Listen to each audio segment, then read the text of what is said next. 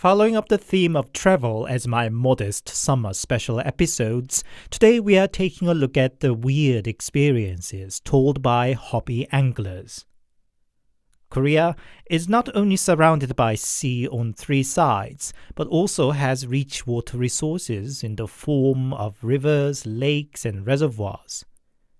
Fishing may not be one of the mainstream hobbies, but it is not a surprise that it has significant dedicated fans. Apparently, it's a very addictive hobby, and there are even some indoor fishing pools in business for those who can't easily escape to the nature for the real thing. While midnight fishing at a quiet waterside may sound somewhat idyllic, but it can easily be considered spooky too. As I explained in last year's summer special episodes about water ghosts, if you missed it, links in the description and at the corner of the screen. Water, especially a large body of water, represents a strong force of yin energy. The dead, ghosts, and many unworldly creatures being considered to also belong to yin energy, as opposed to the living that belong to yang. Water is said to attract lots of these paranormal beings. Probably for that reason, there are not small number of weird tales from anglers. Could they be simply cautionary tales about the danger of water? After all, fishing can be a risky activity if you are not careful. Or could the old belief that water can harbor ghosts and creatures underneath them be true? You be the judge. Here are 4 allegedly true stories from Korea about the anglers who fished out something other than fish out of water. As always, handpicked, translated and narrated by host Anthony.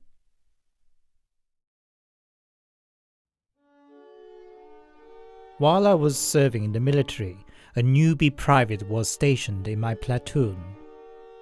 He was a bit off, his eyes clouded and attitude limp, enough to land himself on the special watch required list. I tried to put him back on the track, and one day, as if to finally reply to my efforts, he opened up and told me this story, what happened before he came to the military. A few weeks before the military service, he and his besties planned to make a fishing trip together to a reservoir in Checheon. He grew up under a single father who worked as a shaman, and even before he talked about the fishing trip, his father said, "Don't go." Knowing what his dad is, he was shaken. But he tried to convince Dad, confiding details of the plan, that there were no real risk. But his dad simply repeated himself, not to go. For once, he could not just obey his dad. After all, it was the one last big get-together with his friends before the dreaded military service, and it had been already all planned out. He kept pleading and persuading, and in the end his dad gave in on one condition. "If anybody asks of you to do something there, never, ever grant it." He could not understand what it was supposed to mean, but he was happy enough to go ahead with the trip. So he and 2 friends went and settled down at the reservoir with the fishing rods and a tent on the bank. Drinks were poured from the early hours, and they all had a wonderful time. Drinks ran out by the evening, and his 2 friends decided to go down to the village nearby to replenish the supply, about 20 minutes' walk along the stream. Now left alone watching over the fishing rods, he felt bored and started dozing off. When he woke up, there was no sign of his friends, though more than enough time had passed already. Are they pranking? He tried to call them, but probably because it was tucked away in the countryside, he only got the messages that he could not connect. He decided to retire to the tent away from the cool breeze of the reservoir. Time was already passing midnight, and he could just anxiously fiddle with his phone in the tent. Suddenly, shadows of two people appeared over the tent. "God, it's heavy! Oi, come out and take these bottles!" They were his friends. With a relief, he exaggeratedly shouted, "What the F? Where have you been?" But before he zipped down the opening of the tent, he remembered what his father sternly told him not to grant any wish from anybody. Feeling unsure, he mumbled, "I've got some chills. Bring them in here." "Shut up! You stayed here all cozy while we walked up and down with these. Come out now." It was definitely the voice of his friends, but something made him feel unconvinced. He made sure the opening firmly zipped up and told them once again he was staying in. "Come out now, or we'll leave you here alone." "Yeah, come out now. What the fuck is wrong with you?" The tone of the voices got gradually more threatening. If they were really his friends, they would have just opened the tent themselves and came in already. They could not be his friends. "If you want me, then come in and get me," he shouted. "Smart-ass bastard," said the voice outside between his teeth, and moved away. Confused and scared, he could not even dare to peep out of the tent. Some time passed, then shadow in the shape of a woman appeared outside. "Hello? It's so cold outside. Won't you let me in, please?" No woman should be wandering alone at this time of the day, well away from the village. "You can open it yourself from the outside," he replied with a slight bit of hope that it might be a real person. But the woman started screeching, "Let me in! Let me in! Let me in!" Shivering all over, he covered his ears. In the end, the thing outside moved away, once again saying, "Doesn't work." Time moved slowly. And then this time a shadow of a big burly man appeared. "Hello, anybody in?" Now worn out with the tension all night long, he screamed out, "Get away! Leave me alone!" But the guy outside opened up the tent and barged in. "It's the police. Excuse me, but didn't you come here with other companions?" Thank God it was a real person, and a police too. But his relief was short-lived. The officer informed him that 2 bodies of a young man were found along the stream. They were his friends. The police report was left inconclusive. The water wasn't rough, nor the height of the bank high enough to be fatal. He had to start the military service before he could see the funerals of his besties, and now he wasn't still himself. I didn't know whether to believe the story or not, but kept paying special attention to him. In the end, he was discharged, citing a medical ground.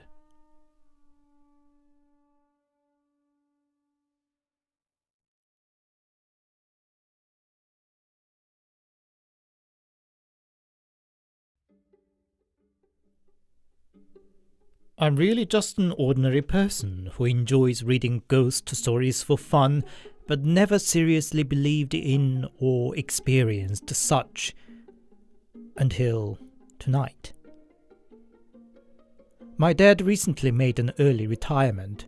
To celebrate it, he wanted to fulfill his long-standing dream, going fishing on Monday.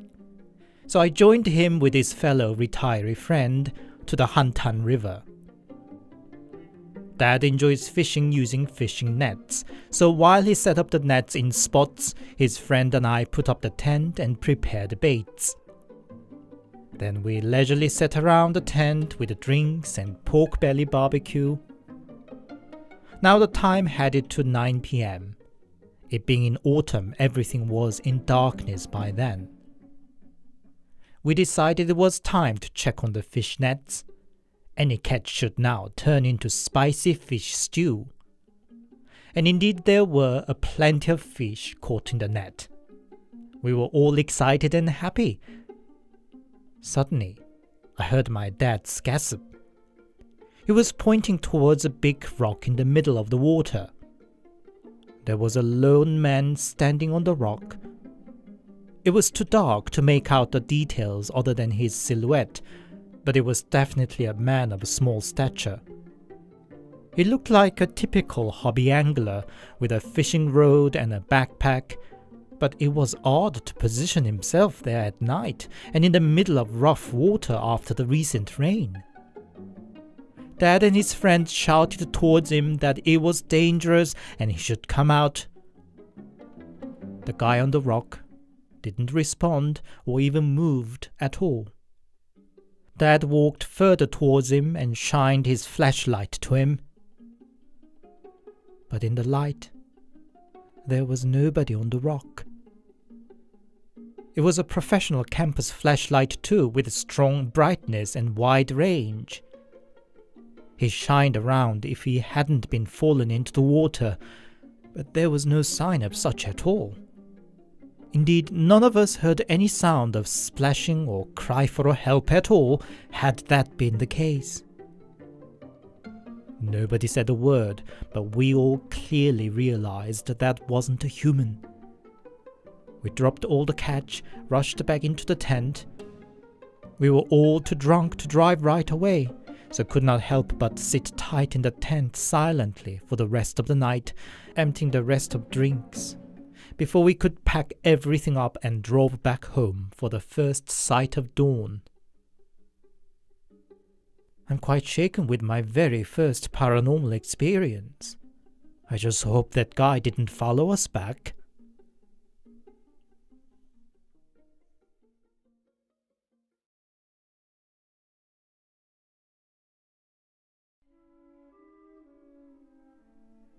For some time, I was crazy about fishing. I would team up with a buddy and go fishing at night. The atmosphere about the lake at night and the taste of instant ramen as midnight snack were exceptional, but nothing came close to the sensation I felt when I caught a fish in the dark, that twitching and struggle vibrating through my hands and arms. One Friday, I called up my usual fishing buddy and suggested we should go fishing that night. Unfortunately, heavy rain started falling by the time I finished my work and thought to call it off. But my friend was madder than I, and he assured he was going to bring a big parasol and raincoats. When the friend came to pick me up, he apparently brought something extra too. His pet dog. His mother wasn't happy about him going fishing at night and insisted to bring the dog with him should he really go. With a weather like that, sometimes water ghosts would appear to bewitch midnight anglers, and the dog would scare them away.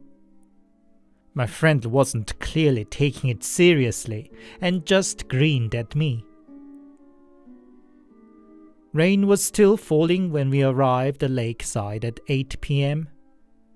We parked the car on the bank and got to the usual business. We started to have our first catch soon.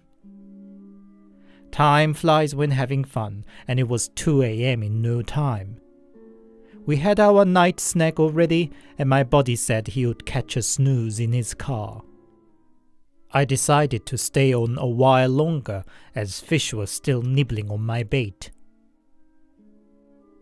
Suddenly the dog, who was sleeping quietly next to me, sprung up. It stared intensely over the water, and then started barking at it like mad. I shouted at it to shut up, but it just carried on.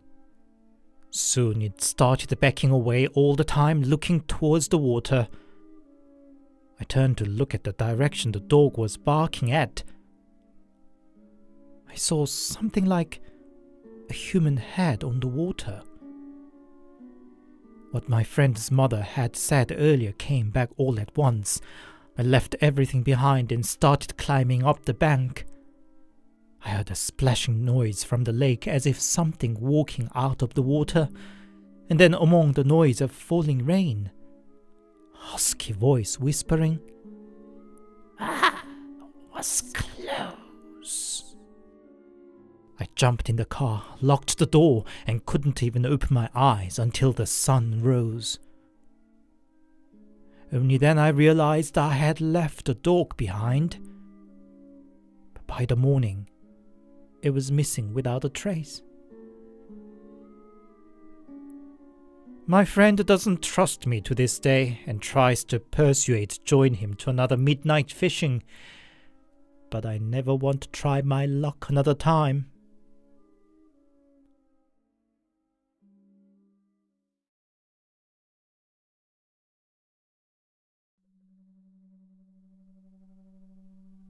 One of my friends used to be a fishing mania. Every weekend he was away somewhere to fish, and I know by fact at least several girls broke with him because of his obsession. But that fishing mania one day sold off all his fishing equipment and stopped going anywhere near water, let alone fishing. I then already asked what had changed him overnight, but he was clearly uncomfortable to talk about it. One day we met at a bar. When both of us got nicely tipsy, I asked him once again. Alcohol seemed to have loosened his tongue, and he finally opened up. "There's this lake perfect for fishing mandarin fish. It's a hidden gem and quiet even on weekends. That Friday, I drove straight to the lake from work. I used to carry my fishing kit in my car all the time. It was passing 11 when I got there. For some reason I was dying to have a nice pot of fish stew and was determined to get a nice catch. The full moon was bright that night. Mandarin fish do not come near the shore on such a bright night. One has to aim to drop the sinker towards deeper part of the water. The rest is patient waiting. About 30 minutes later, first sign of nibbling. It sure was a mandarin fish. The first catch, but it was on the smaller side. Would have been enough for me alone, but I wanted to serve the whole lot of you at upcoming our get-together, so decided to carry on till I catch another big one, or at least 2-3 more smaller ones. As soon as I put my line in the same spot of water, I caught something. An angler can tell what was caught by vibration that comes through the rod to hands. Mandarin fishes is weak and shallow.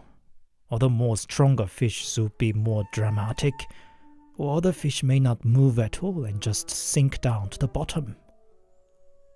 Anyway, this one wasn't any of them. It felt more like the hook stuck between rocks or garbage. But it wasn't that either, because it was keep moving. Whatever that was, I had to wind the line up. It resisted strongly, and the tug of war carried on for a good 5 minutes. When I was almost about to give up and just cut the line off, suddenly it seemed giving in, and I could start winding the line up. Something came up on the surface of the water. It sure wasn't a mandarin fish. It wasn't a fish at all. It was a head. At first I just saw something round, and I thought it must be a bunched up garbage. Then I realized something wasn't right. Things do not float up above the water like that until it reached near the shore. My hand stopped winding, but it was kept coming closer. It wasn't my winding, but it was coming on its own accord. I was so dumbfounded I just froze. I just watched on big egg-shaped sphere coming out of water. The sphere was sitting on a stick. I realized it resembled a head and neck. More revealed as it got closer. Its huge body and what looked like arms. Only then I snapped out. I dropped everything and ran back to the car. I turned the key with shake hands and was about to step on it when I felt something grabbing my shoulder. I turned around and saw a huge face, all bloated, covered with water plants. Its hand was grabbing me through the open window. I stepped on the pedal with all my weight. I must have driven at the fastest speed in my life. Thank God the road was empty. So yeah, that's why I stopped going fishing. Could that all have been a dream? Well, later I found a watermark on my shirt where it got grabbed by the monster, with some water plants still stuck on it. Since then I cannot even bear the thought of getting near the water. You may think it's silly, a grown-up man saying this, but I'm still scared. About half a year later, he went missing. He had avoided getting near water, but could not resist a work-related event that took place near the riverside. That night, he went missing without a trace. A week later, his body was fished out by an angler who was fishing at the downstream. I heard it was all mangled up with discarded fishing lines and hooks. The investigation simply concluded that he got too drunk and fell to the river and drowned. But I cannot shake off the feeling that it might have had something to do with his scary encounter.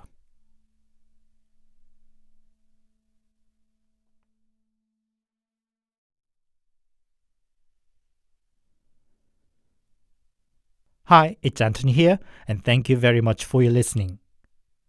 This was the third and last episode of my little summer special.